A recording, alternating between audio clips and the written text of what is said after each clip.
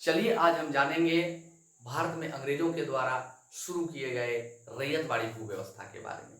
यह व्यवस्था कहाँ लागू हुआ, इसके क्या शर्तें थे और इसका क्या परिणाम निकला। लेकिन हम शुरू करें उससे पहले अगर आप हमारे चैनल को सब्सक्राइब नहीं किए हैं तो सब्सक्राइब कर लें और वीडियो पसंद आए तो हमारे वीडियो को लाइक करें, शेयर करें। तो चलिए जानते हैं रैयतवाड़ी व्यवस्था के बारे में। रैयतवाड़ी व्यवस्था भारत के मद्रास और बम्बई प्रेसिडेंसी में लागू किया गया था। इस व्यवस्था को लागू करने का श्रेय टॉमस मुनरो को जाता है। टॉमस मुनरो ने भारत में इस व्यवस्था को लागू किया और इस व्यवस्था के तहत किसानों को भूस्वामी स्वीकार किया गया, यानी किसानों को भूमि का मालिक बना दिया गया और उनके साथ लगान की दरें और लगान की शर्तें तय की गई।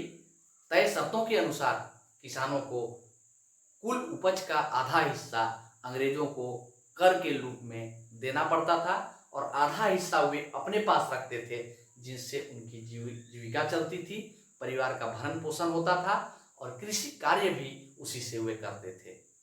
अगर किसी किसान को लगता कि यह हमारे लिए ज़्यादा है, अधिक है ये कर, तो वे न्यायालय में जाना चाहते, न्यायालय में जाने की इच्छा जताते, लेकिन उन्हें न्यायालय जाने की अनुमति नहीं थी, क्योंकि यह नियम था, यह शर्त तय था कि कोई भी किसान न्यायालय नहीं जा सकता है। ऐसे स्थिति में किसानों को साहूकारों से कर्ज लेकर के लगान चुकाना पड़ता था और कृषि कार्य करने के लिए भी वे साहूकारों से कर्ज लेते थे।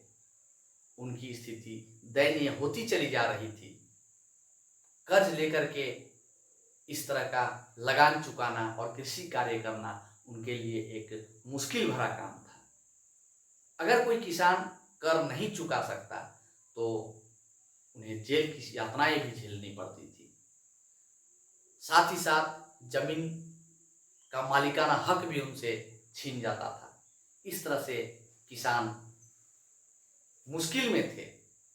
उन्हें यह व्यवस्था रास नहीं आ रही थी, लेकिन भी इस व्यवस्था को उन्हें स्वीकार करना मजबूरी था, क्योंकि अगर इस व्यवस्था को वे स्वीकार नहीं करते तो वे अपने परिवार का भरण पोषण करने में सक्षम नहीं थे। लेकिन आखिर कब तक इस व्यवस्था को वे झेलते। समय बीतता गया, किसान इस व्यवस्था से असंतुष्ट होते गए और अंततः इस व्यवस्था को वे नकार दिए। इस तरह से रैयतवाड़ी व्यवस्था असफलता की ओर आगे बढ़ी और असफल हो गई।